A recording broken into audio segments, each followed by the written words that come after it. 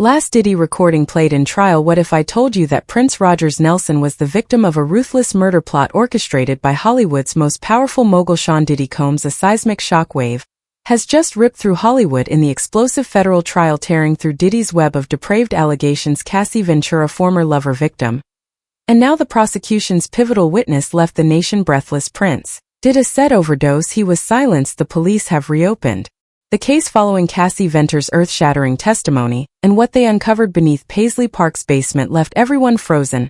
A hidden false wall, a mysterious wooden box, and an unreleased recording where Prince names a hip-hop mogul who ruled the industry with money, drugs, and blood. What began as a trial targeting Diddy for sexual assault charges has spiraled into a conspiracy that could topple the entire American showbiz empire. What Cassie knows and is slowly unveiling goes beyond sex, violence, or manipulation. It's about silenced voices bought with hush money, deaths meticulously staged, and a system of cover-up shielding an untouchable dynasty. What lies inside that wooden box? Why did Diddy want Prince erased?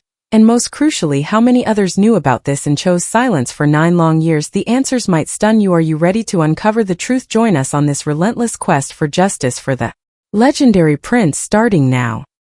Cassie said he would get physical. Other that one male guy who did things that did he, and Cassie said he witnessed him get physical. In late April 2016, the world reeled as news of the mysterious death of Prince Rogers Nelson, the musical icon behind timeless hits like Purple Rain and Kiss gripped headlines. His lifeless body was discovered in an elevator at his lavish Paisley Park compound in Minnesota. Authorities quickly pinned the cause on an overdose of fentanyl, a synthetic opioid 50 to 100 times more potent than morphine, typically reserved for cancer patients or post-surgical pain relief. Prince's death was labeled a tragic accident, a somber tale of a star ensnared by addiction's cruel grip. No one questioned it, no one doubted it. The world mourned and moved on until May 17, 2020. Breaking news: the trial of Sean Diddy Combs has taken a dramatic turn, with singer Cassie Ventura delivering testimony that reportedly links to the death of pop icon Prince. According to sources from the courtroom, Ventura alleges that Prince's 2016 death, officially attributed to a fentanyl overdose, may not have been accidental and could be connected to Mr. Combs.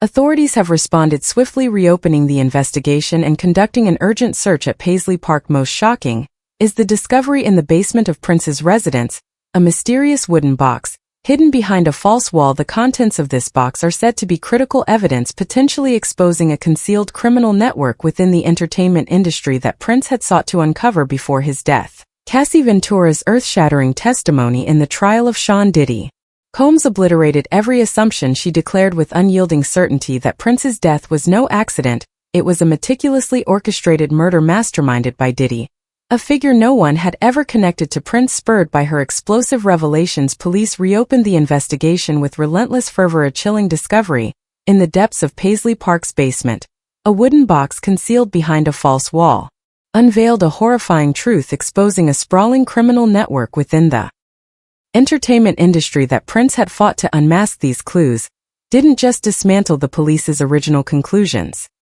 They pointed an unflinching finger at an unthinkable culprit. Did he? That I don't know. Right, what I know is that he was really health conscious. He was a vegan. He didn't abuse alcohol. I didn't know of him. Drugga. He worked out, So that also really concerned me, because it made me think that, wow, so you mean you do all these things to take care of yourself and you die so young? The police have officially reopened the investigation into the death of Prince Rogers Nelson, which occurred on April 21, 2016, driven by a fierce resolve to unravel the lingering mysteries from that year. This decision was ignited by Cassie Ventura's bombshell testimony on the 4th day of Sean Diddy Combs' trial. Investigators are meticulously combing through every detail: autopsy reports, witness statements, and evidence collected at Paisley Park, where Nelson was found lifeless in an elevator. The first breakthrough emerged from a carefully preserved security archive maintained by a private firm near Paisley Park, guided by a chilling note in Nelson's journal referencing uninvited guests. On the night of April 18, 2016, police demanded access to surveillance footage from neighboring homes during that time frame. The sex trafficking trial of rap mogul Sean Diddy Combs is set to begin tomorrow, nearly 8 months after his arrest. Jury selection will begin here in Manhattan. It is happening same day. Official announcement: the investigation into the death of Mr. Prince Rogers Nelson, which occurred on April 21, 2016 at Paisley Park has been reopened with a commitment to resolving lingering uncertainties. This decision was prompted by critical testimony from Ms. Cassie Ventura during the trial of Mr. Shaw Diddy Combs on Wednesday. We are conducting a comprehensive review of the case file, including forensic reports, witness statements, and evidence collected at the Paisley Park scene where Mr. Nelson was found deceased in an elevator. A significant development stems from security data retained by a private security firm near the Paisley Park area based on entries in Mr. Nelson's journal referencing uninvited guests on the night of April 18, 2016. We have requested access to security camera footage from neighboring residences for that time period. The investigation remains ongoing. We are dedicated to uncovering the truth, whatever it may be, as Prince and his family deserve answers. Updates will be provided as appropriate. Thank you. Luck was on their side in this wealthy enclave. Several residents had stored years of security video on cloud servers. Armed with a court order, the FBI recovered footage from a camera directly across from Paisley Park, capturing a black sedan idling near a side gate from 11 p.m. to 2 a.m. on April 18, 2016. Motion sensors inside Prince's home, preserved pristine by Paisley Park's vigilant staff, logged unusual activity at 12:47 a.m. and 1:15 a.m. Yet the front door remained untouched. Detective Elena Marquez, a young investigator with razor-sharp instincts, floated a chilling hypothesis: an intruder had slipped through a rarely used basement door tucked behind the garden, out of sight from internal cameras. License plate analysis traced the sedan to Marcus Tate, Diddy's right-hand man. A re-examination of the basement door revealed faint signs of tampering, as if a spare key had been used. It explained the lack of forced entry sensor data.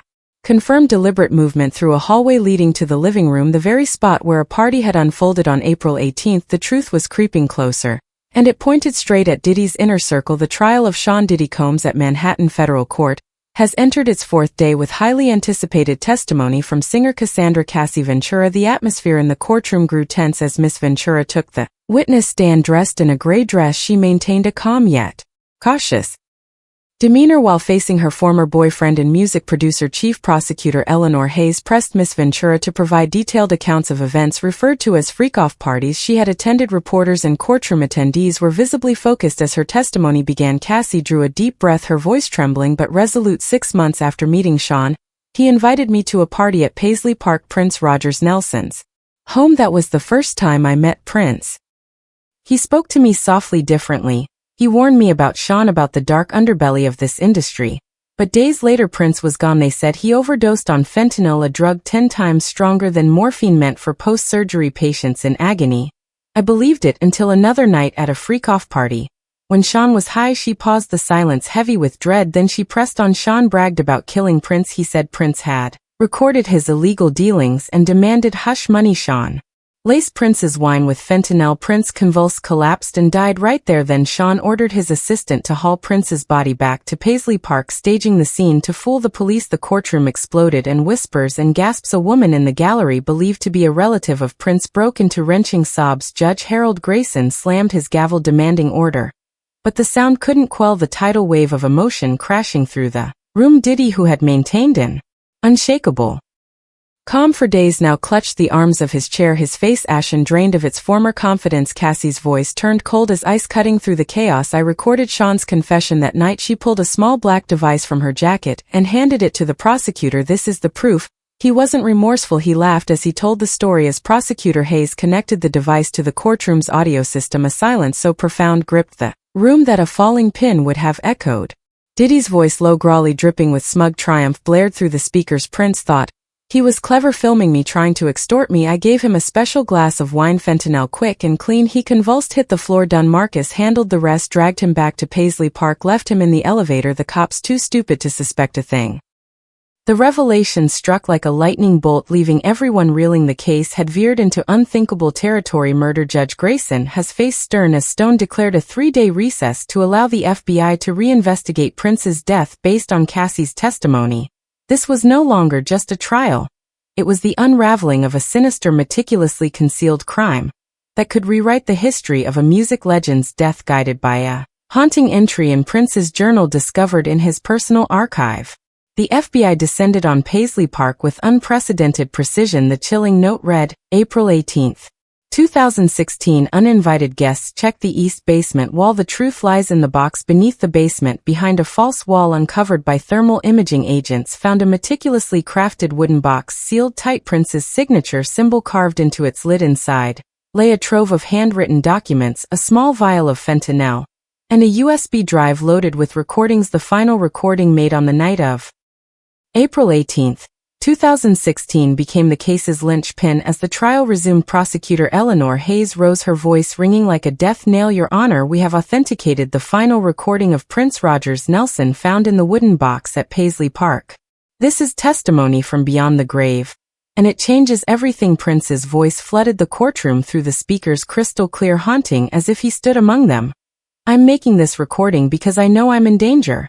He began, his tone low and cautious. Sean Combs isn't just throwing parties, he's running a machine of manipulation, forcing young artists into inescapable situations. I've recorded evidence of his illegal activities. I told him I knew the truth. He threatened me if I die. Search my archive, it's all there, dates, places, names.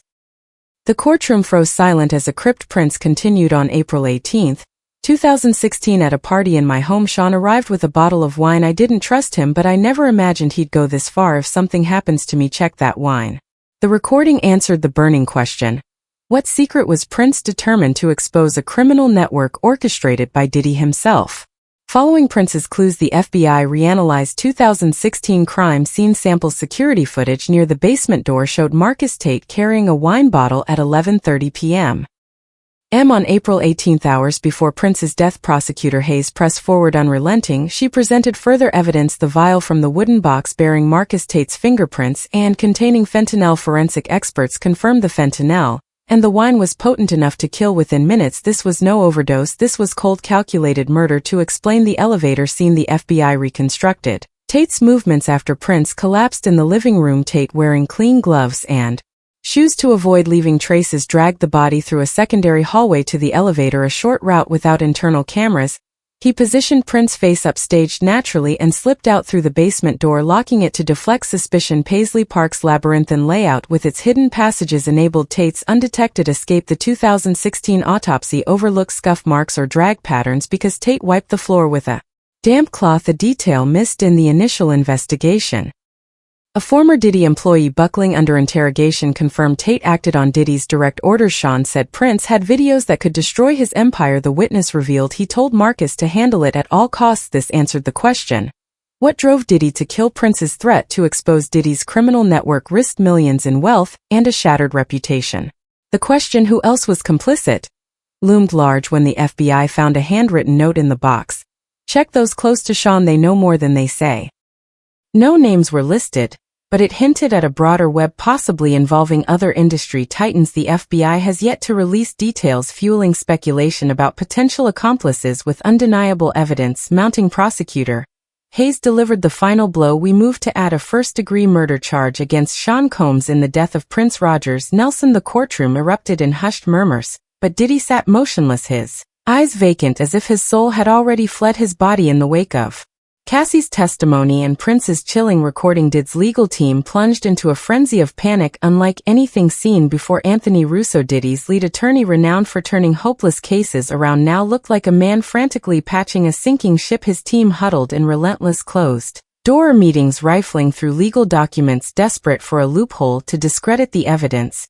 But every effort crumbled to dust. Diddy, once the epitome of confidence and power, was reduced to a hollow shadow of himself. In the days following Cassie's revelations, he shuffled into court looking haggard, dark circles carved under his eyes, his expensive suit failing to mask trembling shoulders. Reporters noted he barely spoke to his legal team, sitting with his head bowed, hands clutching the table as if grasping at the last threads of hope. Outside the courtroom, the public was ablaze. Hashtags like "Justice for Prince" and "Diddy took Prince" exploded across social media. Prince's fans, who had never accepted that their idol could fall to drugs, gathered in droves outside the courthouse, brandishing signs demanding justice. But inside, Diddy's silence screamed louder than any outburst. Gone was the fiery eruption from days before. Now he sat like a man resigned to his fate. Diddy's legal team made a desperate final play. They argued Cassie's recording might have been manipulated, and that Prince's tape lacked legal weight since he couldn't be cross-examined. But forensic experts had already verified The authenticity of both recordings and Marcus Tate's fingerprints on the wine bottle and fentanyl vial delivered a fatal blow. In a last-ditch effort, Russo pleaded for a recess to gather more evidence, but Judge Grayson shot it down. "We will proceed,"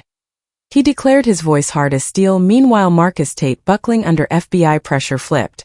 During an interrogation, he confessed, his voice quivering. "Sean told me to deliver that wine to Paisley Park," Tate said. "I didn't know what was in it. He just said Prince needed to be handled. I followed orders."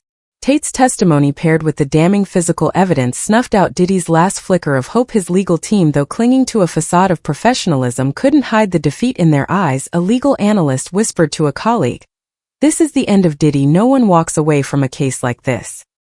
The trial stretched on for 2 more weeks, but its outcome was sealed. The evidence stacked like an unyielding fortress: Cassie's testimony, Prince's haunting recording, Marcus Tate's damning fingerprints, and the chilling security footage painted a crystal-clear picture of a meticulously orchestrated murder. With the aid of top forensic experts, the FBI reconstructed Prince's final hours. They confirmed fentanyl was laced into the wine he drank on the night of April 18, 2016. The dose was lethal.